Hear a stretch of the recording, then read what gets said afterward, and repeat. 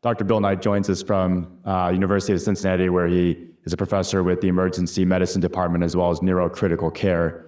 And he will share his experience largely with the Cincinnati Bengals, but also with the NFL and various other sports, and being prepared for the emergencies that occur on the playing field. So, Dr. Knight, podium's yours.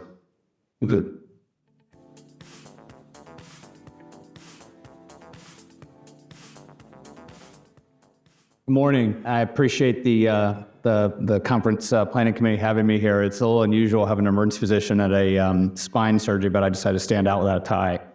The topic of emergency preparedness in sports obviously has gotten a lot of high profile in probably the last calendar year. On October 24th, 1971, Chuck Hughes of the Detroit Lions went across the middle on a pass play and collapsed, non-contact.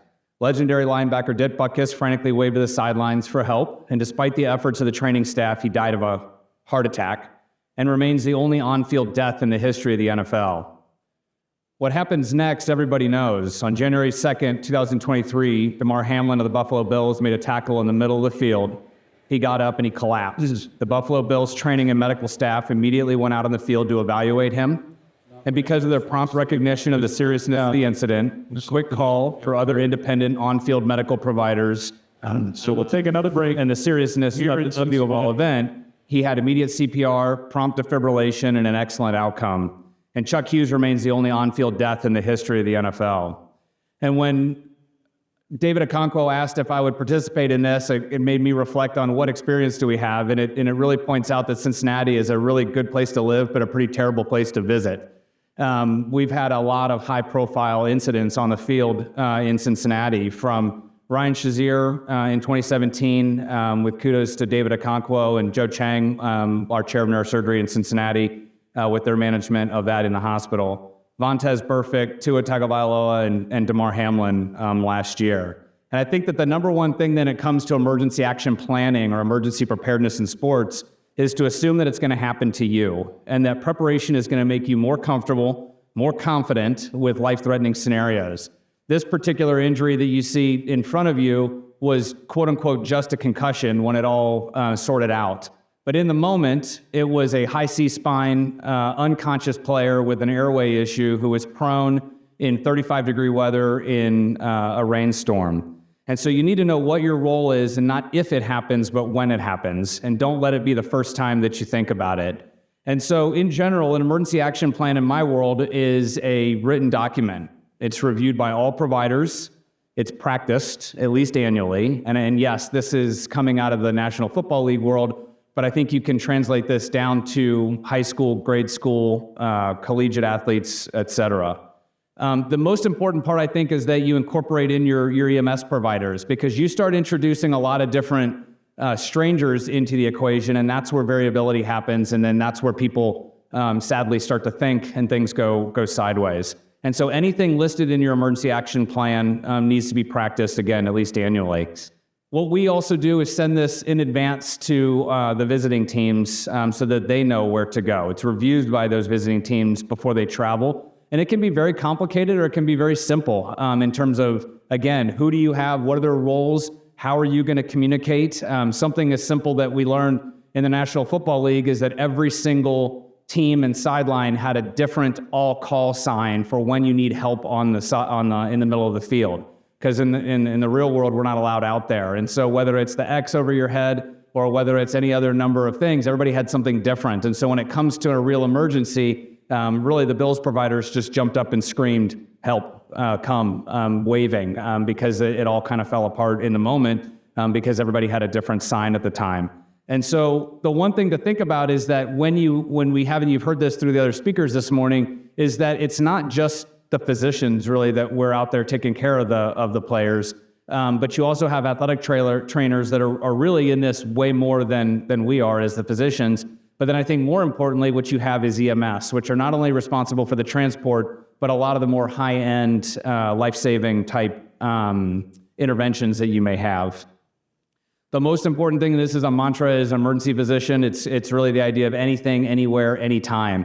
And you think about this when we speak of it, football has gotten the biggest focus to this, but imagine practicing a resuscitation at a hockey game on the ice. or more importantly, the one that came out a few weeks or months ago out of Europe was a high-grade vascular injury to the neck where the player bled out on the ice. And that's not the first time that has happened. In terms of how are you going to manage that? How are you going to have that type of resuscitation? And it's to be prepared in every single location every time. What we think of in emergency preparedness is what's going to kill the athlete. And with all due respect to the spine, I did make the 4H to add spine into that. But it's really heart, head, heat, and hemoglobin. It's going to be bleeding. And we do obviously see spine with high grade, more of the idea of a high grade C-spine that we can see in some of the more high contact sports. You can pivot your thinking a little bit to this idea of advanced sports life support. So it still comes down to airway breathing, circulation. But one of the mantras that we've picked up, because what we've learned is that the acutely dead athlete does not look dead. They look very much alive. They look like they are seizing. They can look like they're breathing. And they don't look like the way a dead person looks during a code in the emergency department or up in the ICU or up on the floor. And so this idea to maybe pivot that a little bit from airway breathing circulation is not to check for a pulse. It's just put the pads on them, because the pads aren't going to lie.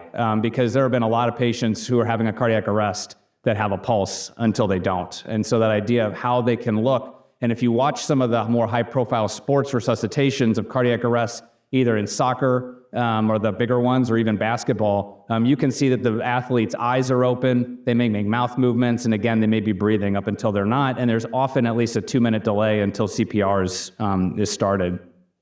And the last one that I would kind of highlight is the one at the very bottom, and there was a really interesting story that came out of, I don't remember if it was the Pro Bowl or the Super Bowl, but Mark Andrews of the Baltimore Ravens was flying home, and somebody had a medical emergency on a plane, and a bunch of well-intended physicians jumped up to help. And it wasn't until Mark Andrews walked up and said, "Anybody check his sugar?"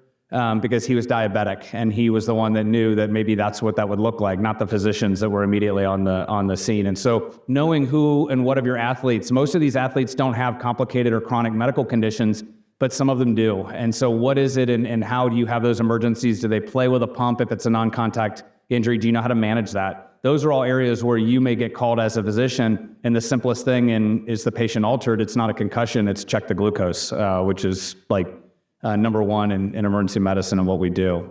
Who are your personnel? Know who they are. Again, for the most part, in the non-professional world, you're gonna have anywhere from one trainer that's covering all these events. You have your coaches and teachers that have variable amount of medical education, medics, physicians, and then the worst case scenario is bystanders and good Samaritans, because anybody wants to help. Anybody who's either read the Google or had a medical textbook may come up with their insight and offering, particularly when there's less and less people at the scene, if you think about more of a grade school or a high school type scenario. And then again, to think about the idea of a game day or a practice. There was a tragic story that came out in this greater Cincinnati area in the northern Kentucky region. There was a high school athlete. He was 16 years old. He collapsed on the scene, and nobody went to get the AED, despite the fact that there were 4 on site, and the young man died, even though there were 4 AEDs there. And because it was a practice type situation, people didn't know really where it was.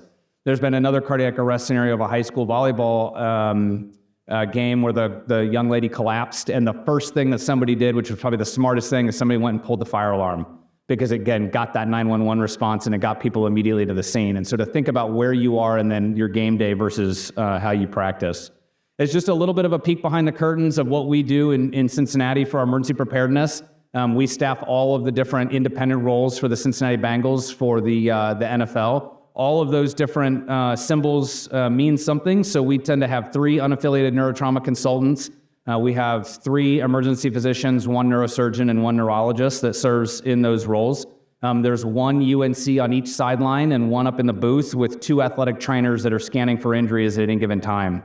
We have 1 emergency response physician that is a designated emergency physician that is with the visiting team. We have 1 airway physician that can either be an emergency physician or an anesthesiologist. In our world, it's an emergency physician that stands on the home team. There are 5 paramedics, 3 on the field, and then 2 in a backup ambulance in the tunnel. We have an x-ray tech, and then we have 2 respiratory therapists that in Cincinnati we designated. They are there only really to pack oxygen, which is worthless, but the players like it and they get it. But our respiratory therapists are either critical care or emergency medicine trained. in the event that something bad happens, and it did. And so in the moment of that cardiac arrest resuscitation in Cincinnati last year, when one of the physicians looked up, he was staring straight in the face of one of his emergency medicine respiratory therapists and didn't even realize it because that guy was out there managing the airway to help it to free up that cognitive offload when you're now practicing medicine out of a jump bag, out of an EMS bag.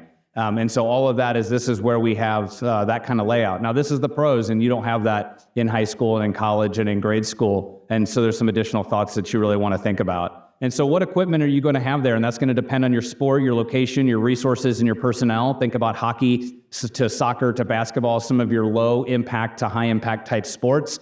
But the most important, again, and we cannot emphasize this enough, and this has been Damar's new why, is the AED campaign of just ensuring that you have AEDs on site at a lot of these sports arenas and schools. And the rest of them, I think, come without a lot of surprise. The biggest one, when you get into bigger athletes or people practicing outside, is the idea of a cold water immersion bath. The standard of care is not to transport those people, is to dunk them on site. And you'll see this at marathons and then a lot of even military training that they will do that. And then most importantly, who's responsible for maintaining and checking the equipment? Do you know what it is? Do you know how to use an AED? Do you know how to turn it on? Is it synchronized or not synchronized? These are things that can get you in the heat of a moment. When you talk about transport, two little things you think about is one is at an ambulance location. Is it on site or is it kind of a 911 situation? If it's on site, do you cover that more for high impact sports or long response times? But then again, you'll see this. Sometimes you'll have an on-site ambulance but is available for other 911 calls and that they can leave at any given time. And so what is that communication? How close by? Where are the local fire stations? And then the predetermined destinations. We look at this across all of the NFL, but then these are big questions that come in internationally as well. Who is the big cardiac hospital? Who's the big orthopedic hospital? Who is the level 1 trauma center? Where do you want these players to go? Where do you want those athletes to go? When you get into adolescence, is this a pediatric scenario or is this an adult scenario? There's a lot of 14-year-old boys that look a lot bigger than me. And so where are they best taken care of? Which then gets into certifications and the whatnot. And so how that is spelled out allows then so that when it happens, it just happens. And you're not thinking about it or asking those kind of questions when you do that.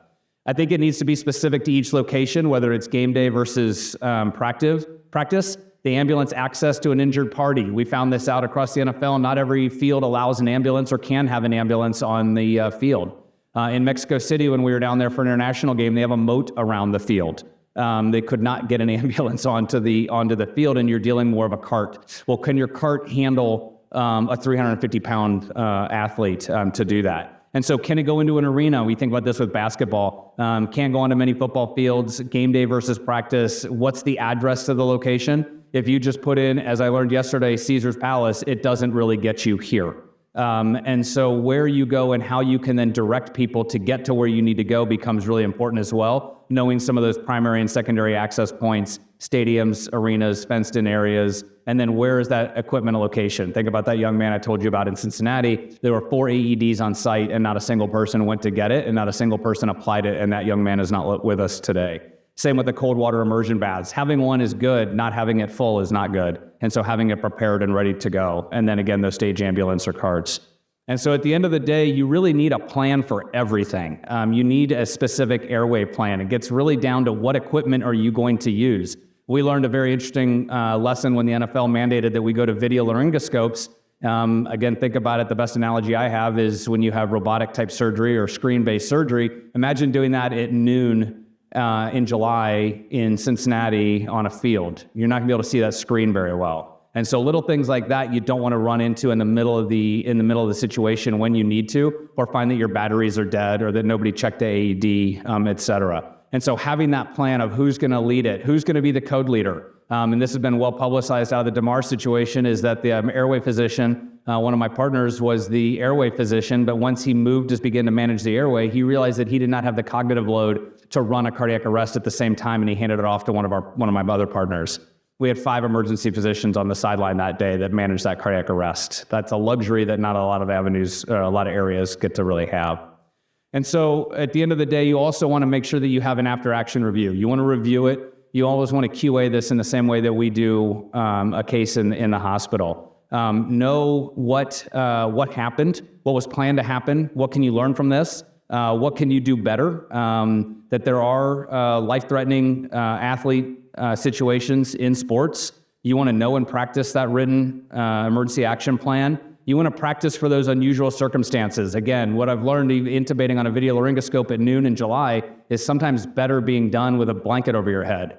Our plan is to move the player or the patient into an ambulance to get a more controlled lighting type scenario, to get it as controlled as we possibly can, so that you're not planning on the fly when you're out there. And then who is best trained for that particular incident and procedure to do your job? As I mentioned, we have 3 emergency physicians who do UNC work, and a neurologist and a neurosurgeon. It doesn't mean that the neurologist and the neurosurgeon who don't do regular resuscitations don't have a role in that field. Define that ahead. What are they going to be able to do? They can manage a defibrillator. They can do CPR. There's a lot of things that people can do in there. And so I'll end with this, is that at the end of the day, we don't rise to the level of our expectations. We fall to the level of our training. And nothing can speak more when you think about emergency action planning or emergency preparedness in sports, is that you're only going to be as good as you prepare it. And then if you try to wing it, I promise you that bad things are going to happen. Thank you.